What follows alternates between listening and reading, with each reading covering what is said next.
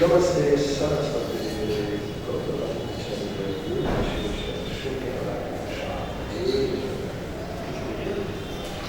Om Namo Bhagavate Vasudevaya. Om Namo Bhagavate Vasudevaya. Om Namo Bhagavate Vasudevaya. Om Namo Bhagavate Vasudevaya. Om Namo Bhagavate Vasudevaya.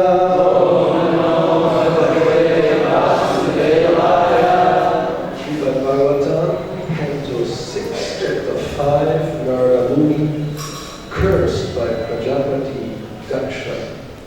Text 43. Translation and purport by His Divine Grace H.H.Bhakti Swami Prabhupada.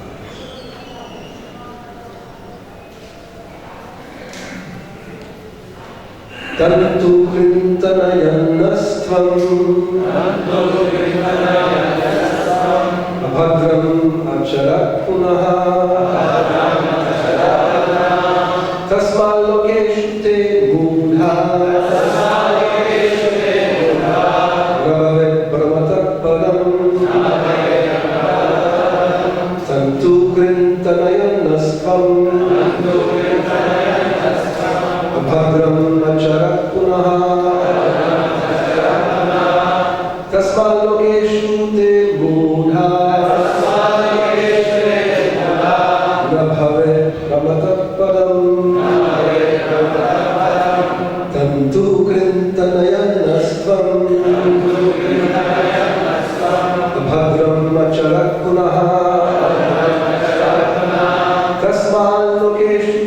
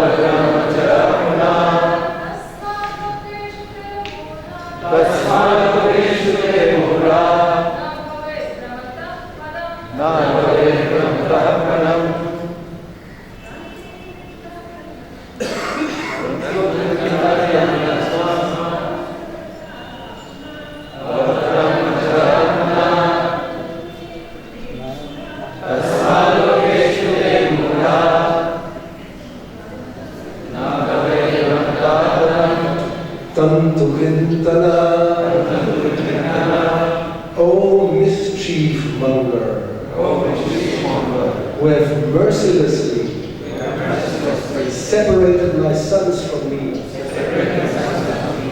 Yet, which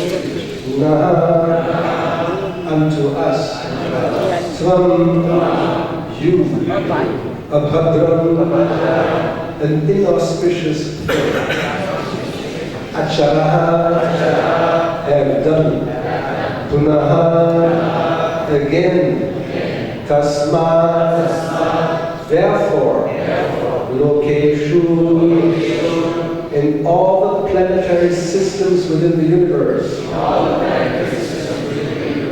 Te of you, Mudha, oh rascal, not knowing how to act, not, Bhavet, there may be, Brahmataha, who are wandering, Padam, and abode. Translation. Daksha is speaking to Narada Muni and tells him, you have made me lose my sons once. And now you have again done the same inauspicious thing. Therefore, you are a rascal who does not know how to behave toward others. You may travel all over the universe, but I curse you to have no residence anywhere.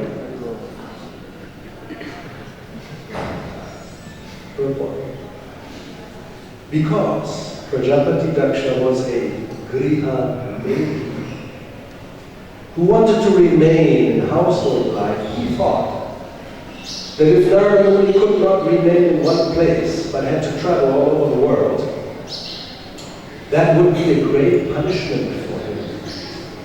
Actually, however, such a punishment is a boon for a preacher.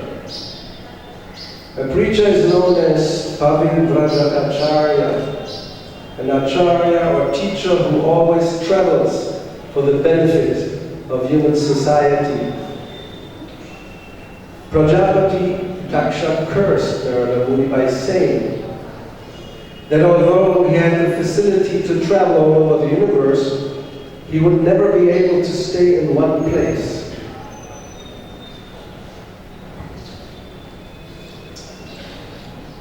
In the parampara system from Narada Muni, I have also been cursed. Although I have many centers that would be suitable places for residence, I cannot stay anywhere. For I have been cursed by the parents of my young disciples.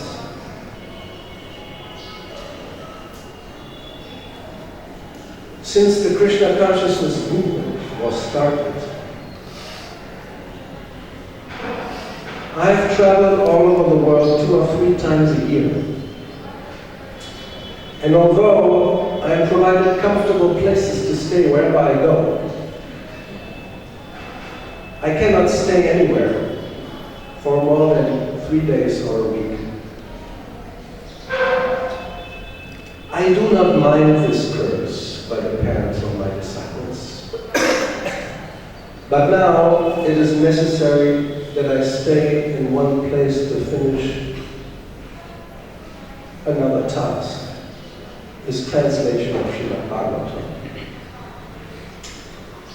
If my young disciples, especially those who have taken sannyas, take charge of traveling all over the world,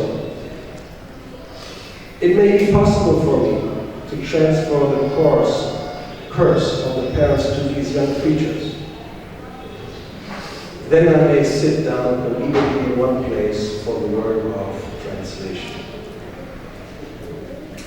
Tantu kirtana yanasvam abhadram acharak punaha tasma lokeshu te mudha nabhavet brahmatak padam. You have made me lose my sons once, and now you have again done the same inauspicious thing. Therefore you are a rascal who does not know how to behave toward others. You may travel all over the universe, but I curse you to have no residence anywhere.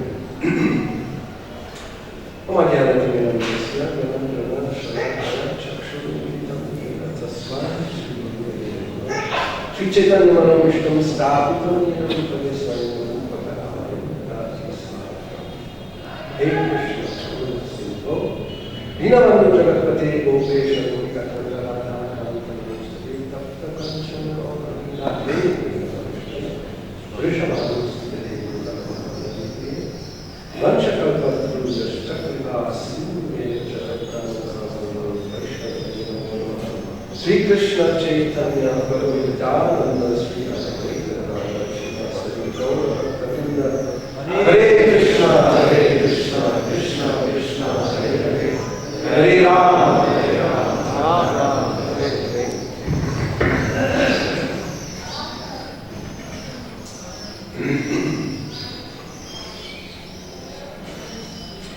This is the second time in the Srimad Bhagavatam that we have Daksha curse somebody. In the fourth canto, he curses Shiva. And there the curse is that you will not have any share in the sacrifices that is offered to the demigods. So you will not eat, basically. Now he curses Narada Muni that you will have no place to stay.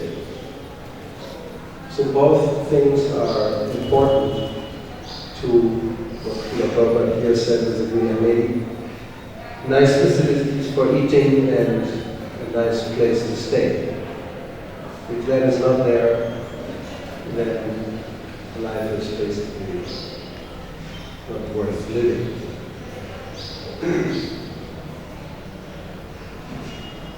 Now in the material world, curses and blessings are really a relative affair, like anything else. Good and so-called good and bad depends how you look at it. For example, we have other examples of curses. The whole Bhagavatam is based on a curse. Maharaj Parikshit was cursed. And he was cursed to die, not just not to eat and have no place, but within 7 days you die. So a curse in general, the idea is to do harm. That's the meaning. Now the English word doesn't give the meaning, but the Latin word or the Spanish word, maldición, to say something bad, maldice, to pray that something bad will happen to somebody else, that's what's supposed to be a curse. And from the material point of view, obviously, if somebody is cursed to die, or he cannot have a share in a sacrifice, or there's no place to stay, so many other things we can imagine that are bad. From a spiritual point of view, in most cases, maybe in all cases, it may be considered a blessing. Like for example, when Maharaj Parikshit was cursed, Srila Prabhupada he comments in one of his purports that Maharaj Parikshit was a great devotee of the Lord and a bona fide candidate for entering into the kingdom of God. But even though he was so, his material assets as the emperor of the world were setbacks to perfect attainment of his rightful status as one of the associates of the Lord in the spiritual sky. As a devotee of the Lord, he could understand that the cursing of the Brahmana boy, although unwise, was a blessing upon him, being the cause of detachment from worldly affairs, both political and social. Like Srila Prabhupada says here, I do not mind being cursed like that. Actually, for a preacher, that's the Dharma, Prabhupada Acharya. He is traveling all the time. There's no place to become comfortable. That's actually against the principle. Bhakti Muni, the first canto, said he wouldn't stay longer than it would take to milk a cow. And then he would take the time to enlighten the place or the persons where he went to, normally family men, householders. So in general, a devotee does not mind being placed in a situation that materially, from a material point of view, seems to be a setback. Because he sees that the Lord himself is making these arrangements and he knows best what is necessary for us to advance in the spiritual life. Therefore, from a material point of view, one may go or undergo hardship or be placed in a situation that is extreme. But from the spiritual point of view, it may be just the right thing that one needs to become detached from the material world. So therefore, Daksha, of course, he is a Prajapati. He is already described as a Griha-medi. He himself, in the previous verse, has said that I'm a Griha-vrata. Now that word already appears, will appear in the next canto. Prahlad Maharaj will speak about the Griha-vrata, about his father. When he says, Matirna Krishna Parataksa Tova Vitorivadena Griha-vrata. Now Srila Prabhupada, when he comments on that verse, very curiously, he says, Prahlad Maharaj is actually pacifying Hiranyakashipu. He tells him, don't worry, you will not become Krishna conscious. First of all, you have taken that vow. It's a vow, a vrata, Griha-vrata. I want to become happy in this world. I will do whatever it takes to come to that position. So once that vow is taken, then no matter what happens, Matirna Krishna Parataksa, one can make an effort himself, one can hear from others, or one is a combination of both. But because one is very determined to not become Krishna conscious, therefore one will not become so. So Daksha, that's his position also. I am known as a Griha-vrata. I am taking this vow. So therefore, if I want for you a situation that, from my point of view, is very painful, for me that is a punishment. So therefore, like Krishna says in Bhagavad Gita, for the spiritualist, what is day for the materialist is actually night. And what is night for the materialist is day. Daksha thinks, if you don't have a place to stay, this is like night. It's horrible. And Narada Muni says, oh wonderful, I will have no place to stay, so I cannot become attached. Like when Chaitanya Mahaprabhu was cursed by this Brahmin. It's in Adi Leela. This Brahmin was not allowed to enter into Srivasa's house to participate in the kirtans. So the next day when he met Chaitanya Mahaprabhu, he told him that I will curse you, that you will have no material enjoyment in this life. And Chaitanya Mahaprabhu, thank you. What a wonderful curse. So this is inconceivable. Like for Daksha, inconceivable that Narada Muni will not mind that he is so-called being cursed to not stay anywhere. Or that Maharaj Parikshit doesn't mind being cursed to die within 7 days. Or that Chaitanya Mahaprabhu is cursed to have no material enjoyment in this lifetime. It's a blessing. So, a devotee should try to understand the verses in that way. Sometimes astrologers, when they look at a chart and they see negative things, they will tell you that it's a shapa. It's a curse. Shapa means curse. It comes from previous lifetimes. There's some bad configuration, so you have to suffer. It's due to a curse. Somebody cursed you. You have no children, for example. It's a curse. You have no money. It's a curse. No health. It's a curse. No fame. It's a curse. Now for a devotee, no children, no money, no fame. It's a blessing. Maybe even not so healthy. Difficult to accept, but it may be a blessing. When we become, especially those who are, nowadays it's very popular to go to the gym and work out, healthy, and take all kinds of food supplements and wonderful pills and this and that and diets to become strong and healthy. And then you have these people who are still in their 60s and maybe even 70s. They'll take a photograph of their probably just a flat tire. So no, I don't have a flat tire. My tire is just right. So they become very proud.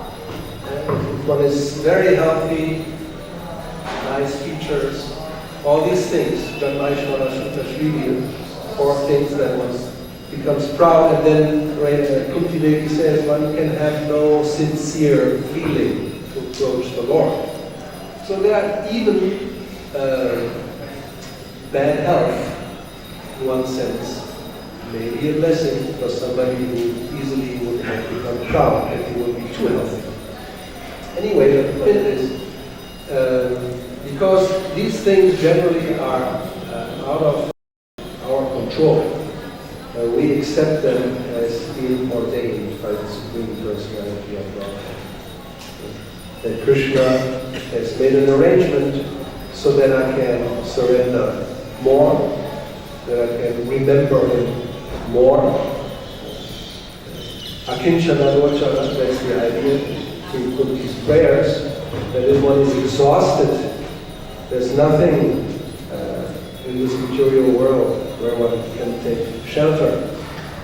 Like Prabhupada wrote in his poem, he in Vrindavan, after leaving his family, that now I'm penniless, and everybody rejects me basically.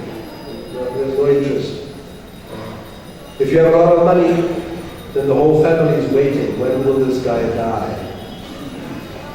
And we'll see, of course, in the testament where is my share of the fortune. But if you have nothing, then who cares? Nobody cares for you. So that's good from the spiritual point of view. I'm penniless. I'm not attractive to anybody. Probably nobody will kill me for my money. That's true. Nobody will cheat me for my money because I don't have any. So in that sense, these so-called setbacks and shapas or curses, the devotee sees them as a blessing. Let's see, there were some other examples. Oh, Chitraketu is another example.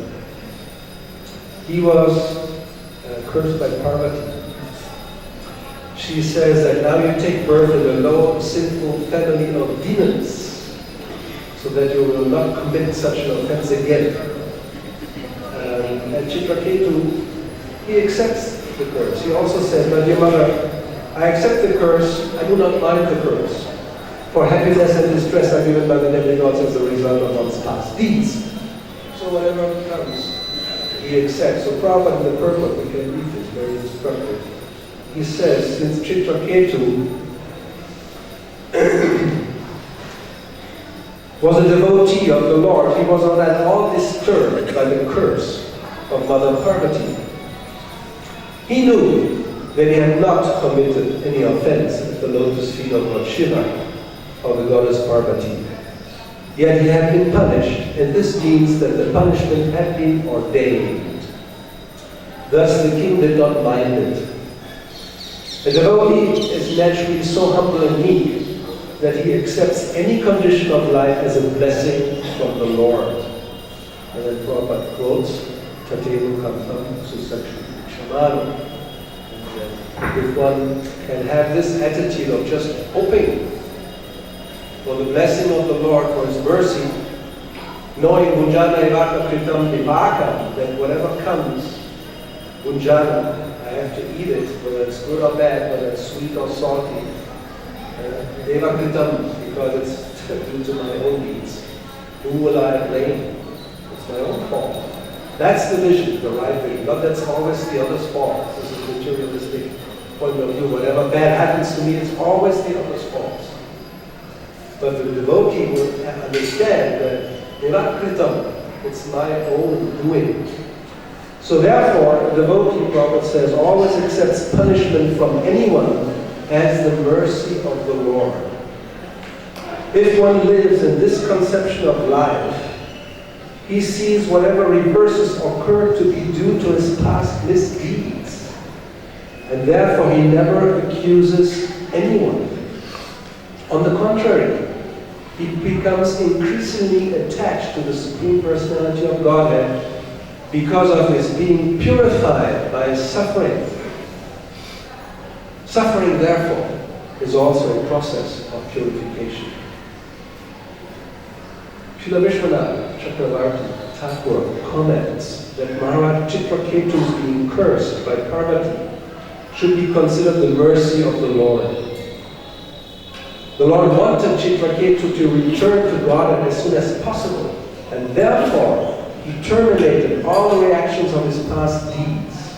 And through the heart of Parvati, the Lord, who is situated in everyone's heart, cursed Chitraketu in order to end all his material reactions.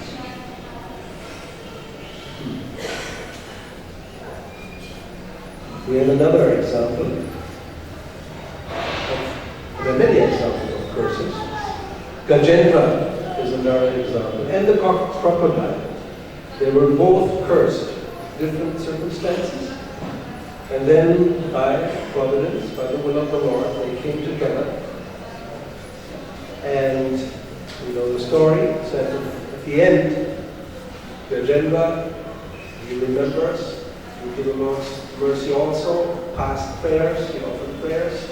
The Lord descends, kills the crocodile with the Sudarshan Chakra, and the crocodile transforms.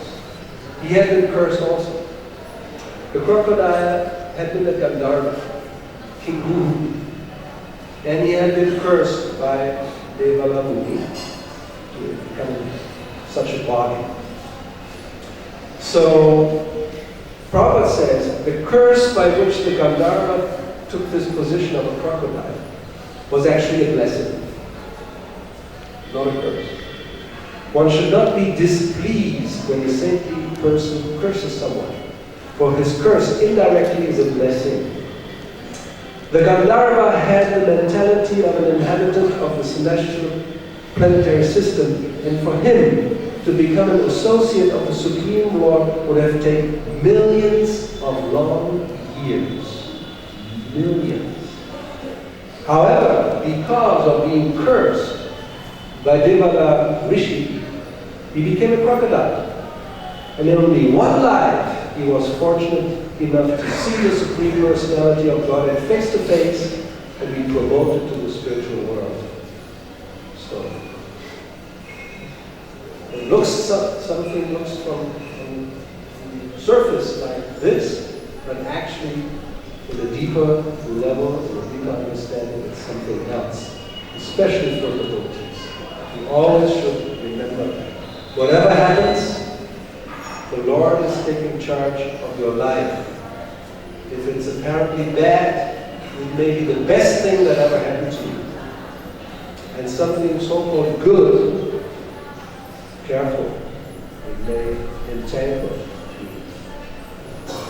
Let's say tomorrow, some unknown uncle from the North Pole, you inherit $100 million.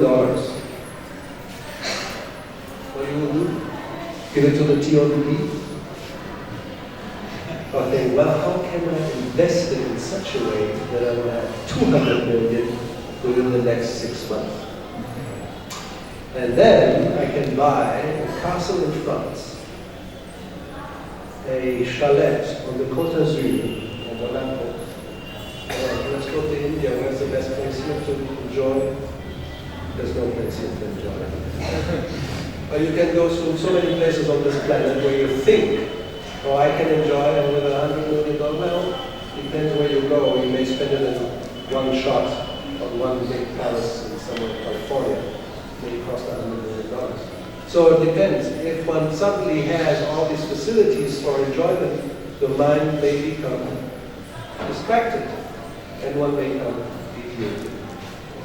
And if you have $100 million and you lose it, and there's nothing left, people may think, oh, some actually commit suicide. They think our life is useless. And the devotee will think, oh, thank you, my Lord. It was such a problem to think what to do with this, all this money. Now I have nothing left. I can just do it. Become a humble servant. Anyway, that's the idea. To accept whatever the Lord or his devotees ordain. Famous example we have Yamuna Arjuna trees, which stay here in Vrindavan, the two sons of Kuvera, who also apparently, they were from a materialistic point of view in a very nice situation, being intoxicated. They had all the facilities for drinking, not just ordinary whiskey, but some celestial beverage, and society girls from the heavenly planets, not just any kind of human women. So they were enjoying, actually. Any materialist would say, wow, if I could have that kind of facility, that would be wonderful. Narayana cursed them. And again, we know that this curse was the greatest blessing. Krishna came and, how do you say it in English?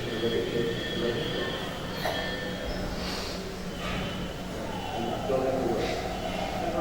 Huh? No, but when you tree, the tree uprooted, thank you. Uprooted the trees. That's also very bad actually for a tree. It means you die. If you're uprooted, sometimes when you cut, it may grow again. But if it's uprooted, that's it, finished. So the Yamuna Arjuna trees were uprooted by Krishna, and of course also they assumed their original forms and became liberated. So all these examples we have seen, so-called setbacks or unwanted situations for a devotee, they are actually blessings. And in our personal lives, it would be good if we can always see things like that. So, I think in a few minutes, maybe somebody can relate from their own experience how, without getting into necessary details, how something happened in our lives. In the beginning, even sometimes it looks like really very difficult to accept or tolerate, and then after some time, when one looks back, that happens many times, one sees that actually this was very good, isn't it? Or even without a specific, so how many of you have had an experience that found something really, apparently very bad happened, and then later on we have seen that actually was good. I can raise my hand. I I lost my eldest son, which at the time was very difficult. But without getting into the details, it was a blessing. So, anybody volunteers? Or any questions, any doubts about this? Maybe it's not so easy to accept this philosophy. People have doubts about this. It's really so easy to say, something bad happens, just accept it as Krishna's mercy and see it as a blessing. You can say like that, but then when it happens, that's not so easy.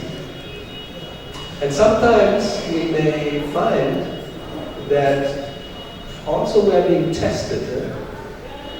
How far does one's faith go? Or is it shaky, and as soon as things go in the wrong direction, some people actually reject the Lord. In other traditions, we have examples like that. Srila Prabhupada used to give the example of the Second World War, where the ladies who were wives, mothers, sisters, and what else, of their husbands and sons and brothers who were in the war, and they went to church to pray that they would come back. And of course, many did not come back. So that many lost their faith. And they stopped to go to church. Or sometimes something happens, and then one may feel, how this can happen? Why to me? But I've been serving faithfully for so many years, sacrificing my life every day, getting up at 4 o'clock to go to Mangalore. I've chanted all my rounds, and now you do this to me? Is this the compensation? Somebody may think like that. I've sacrificed everything, and now, as a result, this is the... how is this possible?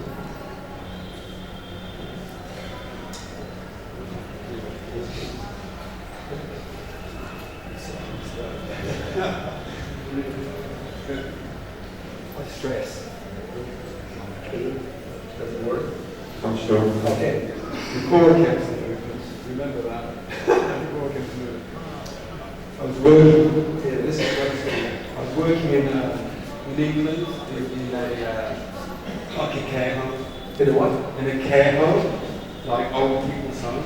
Oh, he was working in England in a old residence for old people. For old people, yeah. Yes. And it was not best. Right? So I had a lot of experience in social work, and this was the pits. It was really bad. Really bad. Really bad. I won't describe what was going on. So I just thought to myself, if there's a God, please get me out of here. Right? That's what I thought, right? And then within a week or two, arrangements were made, right? And I went to a place, social place, with a so-called work colleague, and what happened was, he spotted my drink with LSD. And he sent me on a trip for 3 days. I was totally out of it for 3 days, and it was a paranoid trip. When I came out of the trip, and actually during the trip, I realised that you weren't the mind. Because how could your perception change if you are the mind? Because I used to think you are the mind, right? Anyway, so I came out of the trip, and I was very lucky not to be hospitalised, right? And then went down to part-time work. Then I met the devotees. Then I joined the movement. Very simple as that. And so when I look back, that was a big blessing, because I would have been working all the hours God sent, because I didn't pay you any money, just to pay bills for the rent or whatever. And so obviously that was Krishna's arrangement. And funny enough, I was living in a place which is about 2 hours cycle ride away from the work. So I moved to a place that was a lot nearer, and there was a road that the temple was on. and I didn't even realise. Yes. So there you go. Hare Krishna. One example. Anything else? Yeah.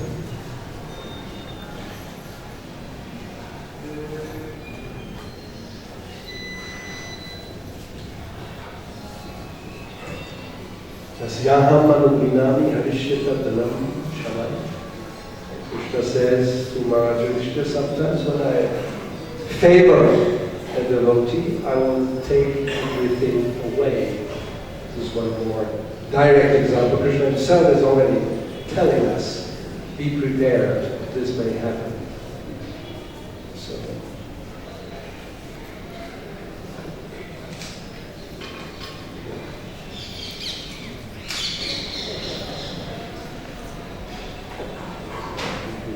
stop here. Thank you. Hare Krishna. Prabhupada. Srimad Bhagavatam. Gauravani Maharaj ki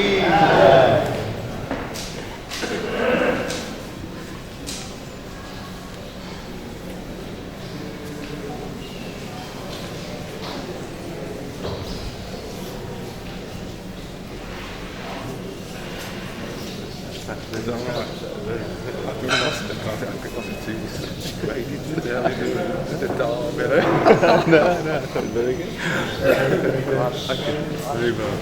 Have you got a few million to give me? Very good. working there. Yeah, I was working. Yeah.